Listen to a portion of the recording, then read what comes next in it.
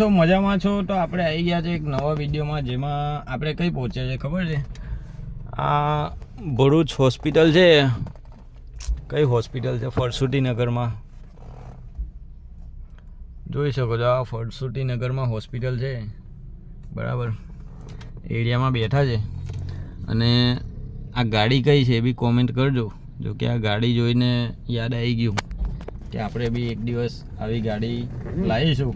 સપનું છે તો સાકાર કરીશું.